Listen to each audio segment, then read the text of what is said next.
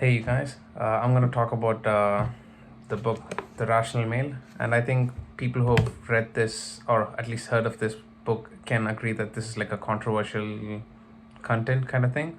And so this book is basically about the intergender dynamics.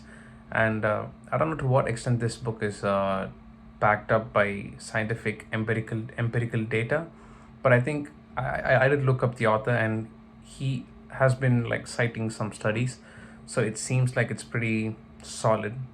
And yeah, but I actually quite enjoyed reading this book because in terms of, I think this book talks a lot about dating. I think it's basically understood if it's like intergender dynamics, and then the how was like the sexual strategy for each gender.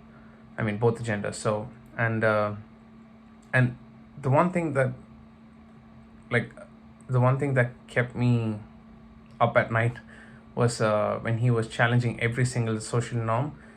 And and actually he it actually makes sense to me, because some things just like fell into place for me, and I was like, I didn't think of it that way. And like most of the chapters kept doing giving me the same effect in some way, and I quite enjoyed it. But maybe maybe that's just me, but I actually quite enjoyed reading this. And some of them are just like theories that he's like creating his own theory and all of that, but I don't know how practical those theories are, but I guess I'll find out. But like when I try to use that in my own life, maybe I'll find that out.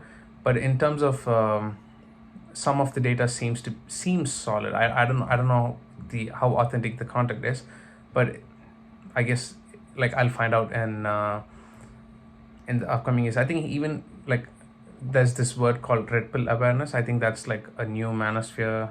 I mean, that's like the manosphere like content kind of word. Like, so I think people are really getting their hands on this nowadays. And he makes a lot of the author actually kind of makes a lot of references from the popular culture, so it's easy for everyone to understand.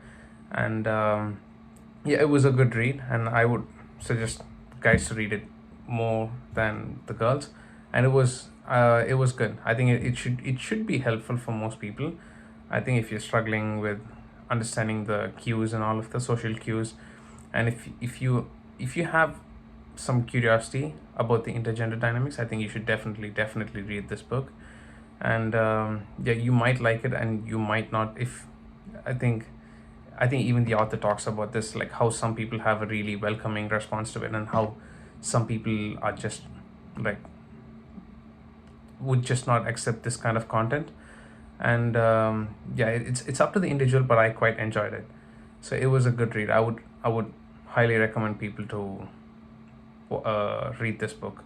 And I think there's like four more books after this one. So yeah, if you like this one, you should keep going to that, because I haven't read the other four. I actually have it up there. And so yeah, I'm gonna dive into this whole series of books and see what it's about. Yeah, so that's it. Thank you.